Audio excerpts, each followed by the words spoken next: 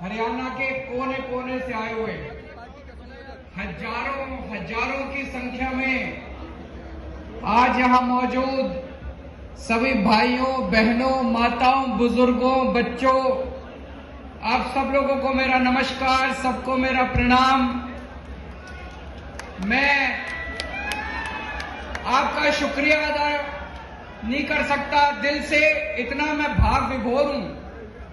इतने घंटों से आप लोग इतनी तपती धूप में पसीना पसीना होके मेरा इंतजार कर रहे हो। आप सब लोगों को मेरा नमन।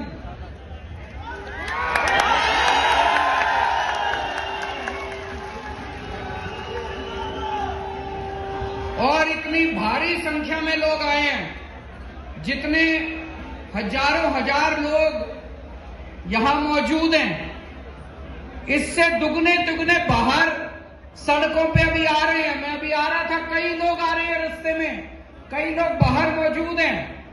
उन सब लोगों को मेरा प्रणाम, सबको मेरा नमन।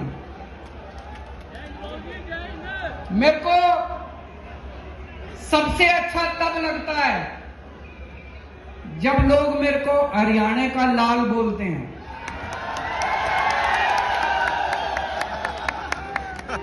हरियाणा मेरी जन्मभूमि है और जन्मभूमि मां के समान होती है। मां का कर्जा आदमी 7 जन्म में भी नहीं चुका सकता। जन्मभूमि का कर्जा आदमी 7 जन्म में भी नहीं चुका सकता। आज मुझे बेहद खुशी है, अपनी जन्मभूमि में, कुरुक्षेत्र की धर्म भूमि में आज यहां पे आपके बीच में आके सबसे पहले अभी बता रहे थे कि कल तूफान आया था। यह शुभ संकेत है। कह रहे बता रहे तूफान पंजाब से आया था,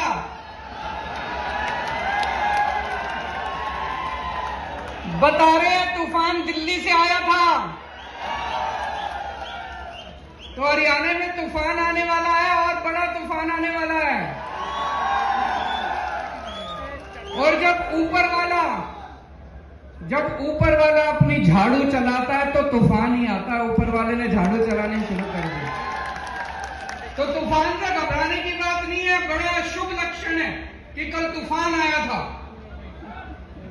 सबसे पहले मैं हरियाणा के सारे किसानों को बधाई देना चाहता हूं, शुक्रिया अदा करना चाहता हूं।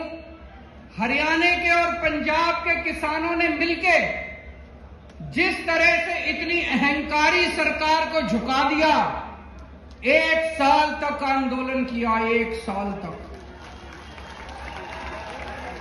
36 बिरादरियों ने मिलके, सारे धर्म के लोगों ने मिलके 1 साल तक सिंघू बॉर्डर पे जमे रहे।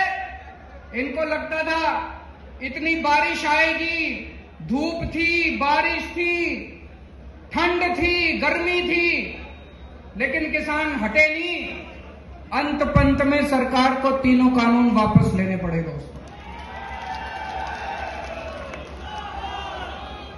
कहते हैं ना, अहंकार तो रावण का भी नहीं बन चलता।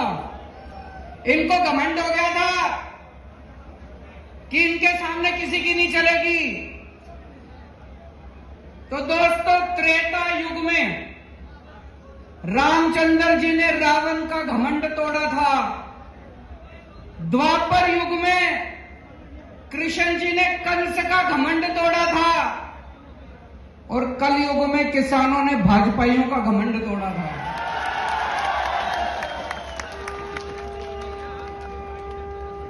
मैं सारे किसान भाइयों को बधाई देना चाहता हूं। दोस्तों, मेरे को राजनीति करनी नहीं आती, मेरे को पॉलिटिक्स करनी नहीं आती। मैं सीधा साधा छोरा हूं। मने काम करना आवे, मेरे से कितना ही काम करा लो। दिल्ली में हमने स्कूल ठीक कर दिए, सरकारी स्कूल। सुना आप लोगों ने दिल्ली के स्कूल शानदार हो गए? किस किस ने सुना है? हाथ खड़ा करके बताओ। दिल्ली में सरकारी स्कूलों में गरीबों के बच्चे पढ़ते हैं भाई साहब, गरीबों के बच्चे सरकारी स्कूलों में पढ़ते हैं। पहले दिल्ली के सरकारी स्कूलों का बहुत बुरा हाल था, जैसे हरियाणा के स्कूलों का बुरा हाल है। हरियाणा में भी सरकारी स्कूलों का बुरा हाल है, मैं देख के आया था। दिल्ली में भी सरकारी स्कूलों का बहुत बुरा हाल था। हमने पिछले कुछ सालों में, 7 सालों में दिल्ली के सरकारी स्कूल इतने शानदार कर दिए। आप कहोगे केजरीवाल अपनी पढ़ाई खुद ही कर रहा है। इस बार हमारे सरकारी स्कूलों के नतीजे 99.7% नतीजे आए हैं, 99.7%। इतिहास में 70 साल के भारत के इतिहास में सरकारी स्कूलों के नतीजे ऐसे नहीं आए। और भाई साहब, इस साल 4 लाख बच्चों ने प्राइवेट स्कूलों से नाम कटा के सरकारी स्कूलों में भर्ती कराए हैं। अपने बड़े बड़े, अब अमीर लोग भी अपने बच्चों को सरकारी स्कूलों में भेज रहे हैं। बड़ी बात है भाई साहब, है कि नहीं है? अभी 2 साल पहले अमेरिका के राष्ट्रपति, अमेरिका तो दुनिया का सबसे बड़ा देश है, सबसे शक्तिशाली, अमेरिका के राष्ट्रपति इंडिया आए थे। जब वो इंडिया आए तो उनकी पत्नी भी उनके साथ आई थी। पत्नी का नाम है मेलानिया ट्रंप। ट्रंप साहब आए थे ना 2 साल पहले अपने भारत मोदी जी से मिलने। तो जब उनकी पत्नी भी उनके साथ आई तो उनकी पत्नी मोदी जी को बोली, मैंने केजरीवाल के स्कूलों के बारे में बहुत सुना है, मैं उसका स्कूल देखना चाहती हूं। मोदी जी ने बहुत समझाया, बहन मान जा, केजरीवाल के स्कूल में ना जा, मैं अपने स्कूल दिखा दूंगा, मैं बीजेपी वालों के स्कूल दिखा दूंगा, मैं प्राइवेट स्कूल। बोली ना, मैं तो केजरीवाल के स्कूल देखूंगा। माननी नहीं वो माननी नहीं मोदी जी की बात। वो हमारे स्कूल देखने आई। बड़ी बात होगी भाई साहब, अमेरिका के राष्ट्रपति की पत्नी केजरीवाल के स्कूल देखने आई। कुछ तो कर ही रखा होगा हमने, कुछ तो कर ही रखा होगा हमने। मैं पूछना चाहता हूं, ये हरियाणा के खट्टर साहब के स्कूल कौन देखने आया? कोई आस पड़ोस का कोई श्रीलंका वाला ही आ गया देखने? कोई, चलो बाहर वाले छोड़ो, कोई अपने देश का ही कोई देखने आया हो इनके स्कूल?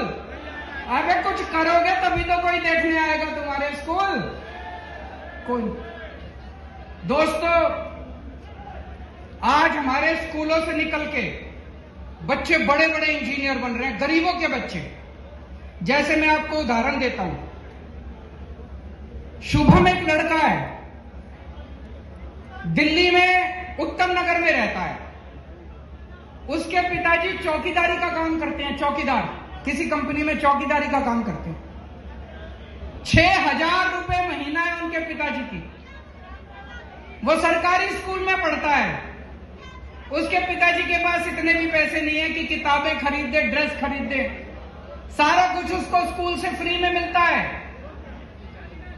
दिल्ली के स्कूल इतने शानदार हो गए, इस बार शुभम ने आईआईटी की परीक्षा दी। आईआईटी मतलब देश का सबसे बड़ा इंजीनियरिंग कॉलेज। मैं भी आईआईटी से पढ़ा हूं।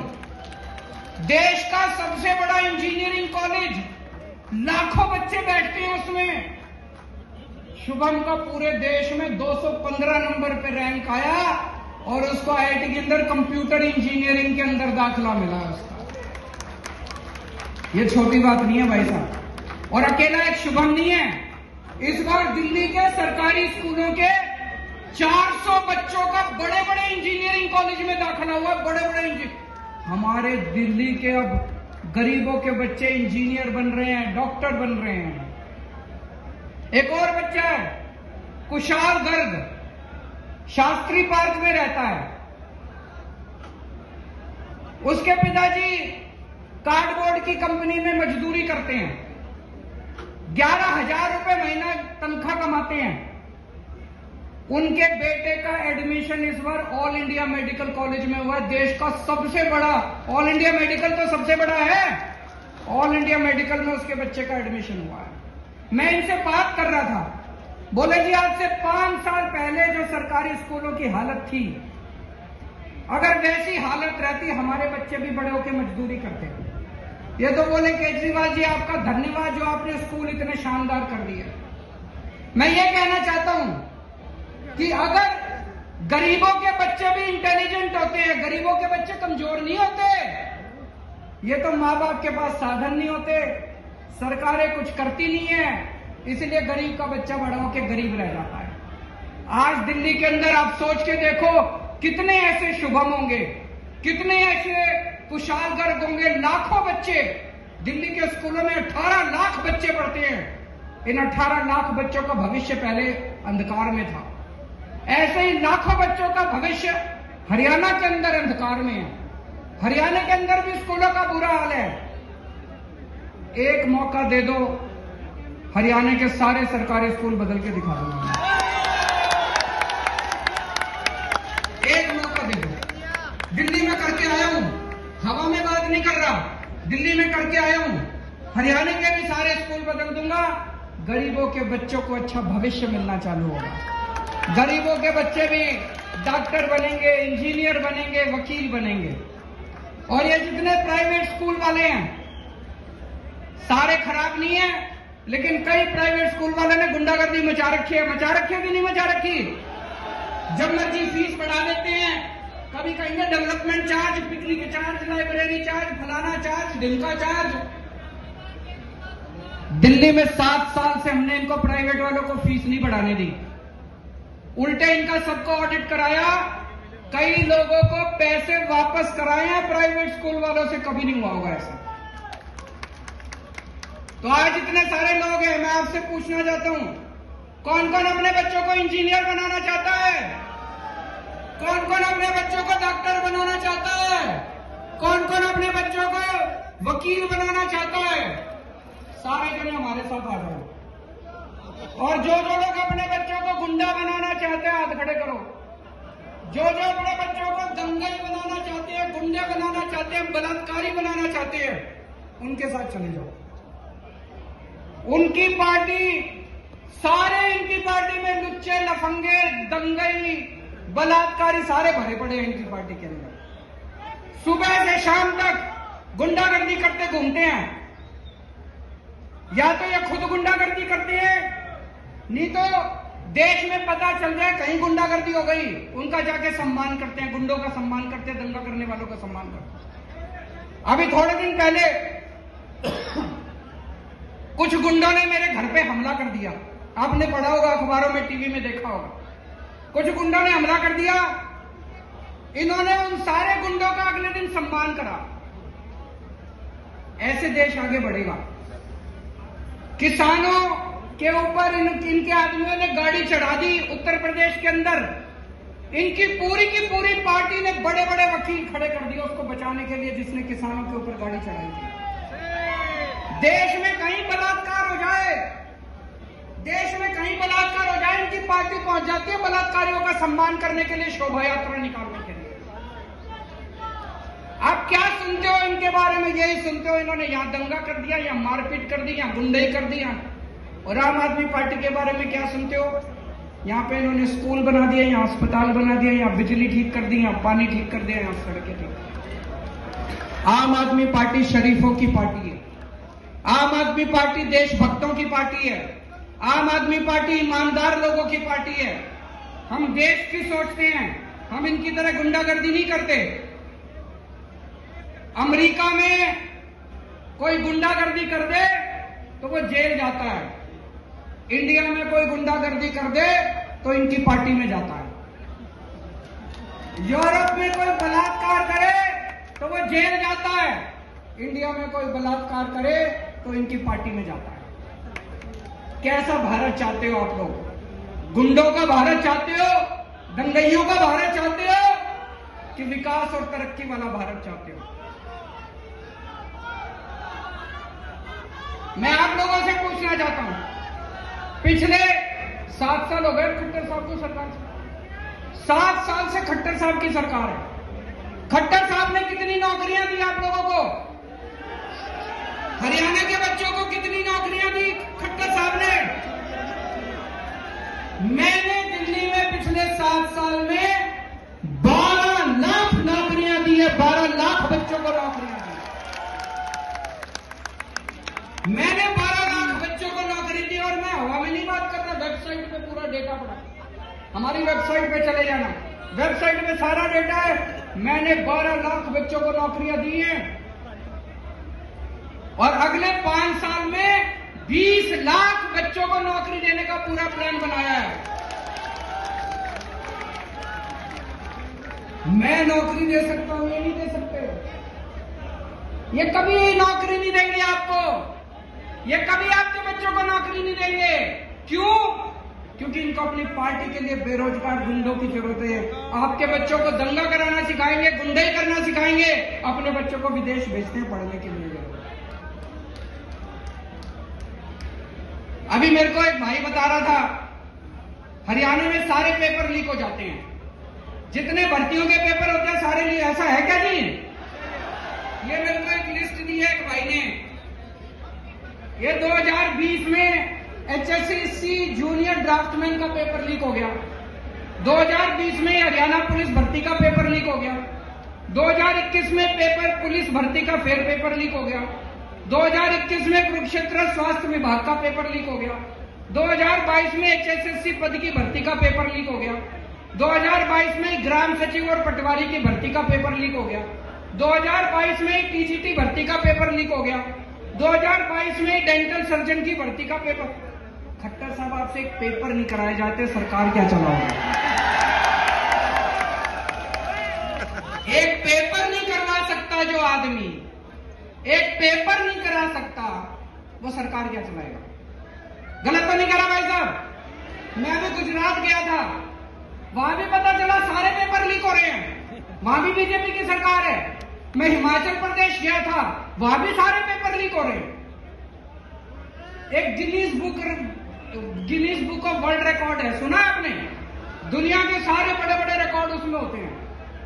अभी उनकी कल मीटिंग हुई है शाम को गिनीज बुक वालों की, उसमें भारतीय जनता पार्टी का नाम लिखा जा रहा है, सबसे ज्यादा पेपर लीक करवाने वाली पार्टी भारतीय जनता पार्टी। इनकी सरकारों से पेपर नहीं होते, इनसे स्कूल नहीं बनते, इनसे बिजली ठीक नहीं होती, इनसे अस्पताल नहीं बनते। क्यों बोझ उठा के घूम रहे हो? इनको उखाड़ के फेंको, अभी ईमानदार पार्टी आ गई। कई बच्चे आर्मी में भर्ती होना चाहते हैं, देश की सेवा करना चाहते हैं। 2020 के बाद से आज तक आर्मी की भर्ती नहीं खुली, आर्मी की भर्ती के पेपर नहीं करवाए इन्होंने। आज इस मंच के जरिए मैं केंद्र सरकार से और प्रधानमंत्री जी से अपील करना चाहता हूं, 1 लाख से ज्यादा आर्मी के अंदर खाली स्थान हो चुके, इनकी जल्दी से भर्तियां खोली जाए। बच्चे ओवरेज हो रहे हैं। मैंने सुना अभी भिवानी के अंदर एक यंग लड़का पवन, जो आर्मी में जाना चाहता था, भर्ती होना चाहता था फौज में, उसने खुदकुशी कर ली। हमारे नौजवान खुदकुशी कर रहे हैं, तो ये आर्मी की भर्तियां क्यों नहीं खोल रहे? मैं प्रधानमंत्री जी को कल चिट्ठी भी लिखूंगा, उनसे निवेदन करूंगा कि आर्मी की भर्तियां तुरंत खोली जाए, ताकि हमारे बच्चे फौज के अंदर भर्ती हो सके। दिल्ली में हमने पहले सरकारी अस्पतालों का भी दिल्ली में बहुत बुरा हाल था, हमने सारे सरकारी अस्पताल शानदार कर दिए, खूब सारे मोहल्ला क्लिनिक कर दिए, और दिल्ली में 2 करोड़ लोग हैं, हमने सबका इलाज मुफ्त कर दिया, चाहे कितनी बड़ी बीमारी क्यों ना हो, चाहे लाखों रुपए क्यों ना लगते हो। मैं आपको एक उदाहरण देता हूं। एक मोनिका बहन है, लक्ष्मी नगर में रहती है, वो और उसके पति दोनों को कैंसर हो गया। एक कमरे के घर में रहते हैं, बहुत गरीब लोग। उसका पति दूध बेच के सवेरे सवेरे घर घर में जाके दूध बेच के कमाया करता था, उसकी वो भी कमाई बंद हो गई। दोनों को कैंसर हो गया। भाई साहब, अगर कैंसर जैसी बीमारी हो जाए तो जमीन बेचनी पड़ जाती है, आदमी लुट जाता है, गहने बेचने पड़ जाते हैं बीवी के। इन दोनों को ऊपर वाले का शुक्र था, दिल्ली में आम आदमी पार्टी की सरकार थी। ये LNJP हॉस्पिटल में गए, शानदार हॉस्पिटल, सारा इलाज उनका मुफ्त हो गया, दोनों ठीक हो गए। और अब दोनों ठीक होकर अपना काम कर रहे हैं। दोस्तों, ऐसे करोड़ों करोड़ों लोग जिनके बच्चे सरकारी स्कूलों में पढ़ रहे हैं, जिनका इलाज सरकारी अस्पतालों में हो रहा है, इन लोगों की हमें दुआएं और उनके आशीर्वाद मिलते हैं, जिसकी वजह से आज आम आदमी पार्टी इतनी तरक्की कर रही है। दिल्ली में हमने बिजली 24 घंटे कर दी। पहले दिल्ली में बहुत ज्यादा, हरियाणा में बिजली जाती है नहीं जाती?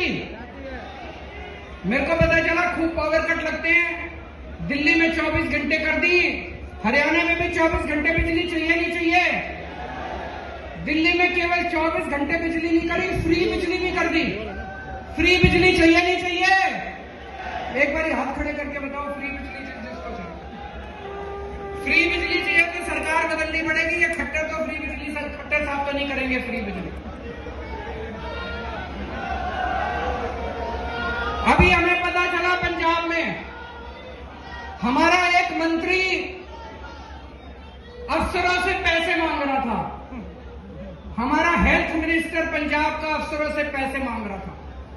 मीडिया को नहीं पता था, विपक्षी दलों को भी नहीं पता था।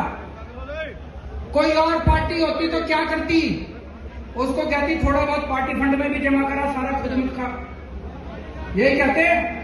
कोई और मुख्यमंत्री होता तो क्या करता? कहता आधा मेरे को दे, आधा खुद रख। आम आदमी पार्टी ऐसी नहीं है। हमने उस मंत्री को बर्खास्त करके उसको सीधा जेल में कर दिया। दिल्ली में हमारा एक मंत्री, एक राशन वाले से मेरा मंत्री पैसे मांग रहा था। 2015 की बात है। मेरे पास ऑडियो रिकॉर्डिंग आई। किसी विपक्ष को नहीं पता था, किसी टीवी चैनल वाले को नहीं पता था। मैंने तुरंत अपने मंत्री को बर्खास्त करके उसको सीबीआई को सौंप दिया। इसीलिए कहते हैं आम आदमी पार्टी कट्टर ईमानदार पार्टी है। कट्टर ईमानदार मतलब मेरा बेटा भी अगर कल को बदमाशी करेगा तो उसको बख्शूंगा नहीं, उसको छोड़ूंगा नहीं। किसी की भी बेईमानी बर्दाश्त नहीं की जाएगी। इनकी पार्टियों में भ्रष्टाचारी नहीं बैठे क्या? इन लोगों की पार्टी में भ्रष्टाचारी नहीं बैठे? कितने भ्रष्टाचारी हैं? आज तक इन्होंने एक को भी निकाला हो भ्रष्टाचार में तो बता दो। आज तक इन्होंने एक को भी जेल भेजा हो? क्यों नहीं भेजते?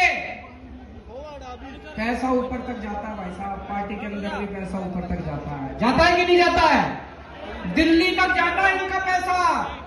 हिम्मत नहीं है इनको निकालने की। केवल आम आदमी पार्टी है जो आज देश में एक ईमानदार सरकार दे। हमने दिल्ली में भ्रष्टाचार खत्म करा, पंजाब में भ्रष्टाचार खत्म करा, अब हरियाणा में भी भ्रष्टाचार खत्म करेंगे।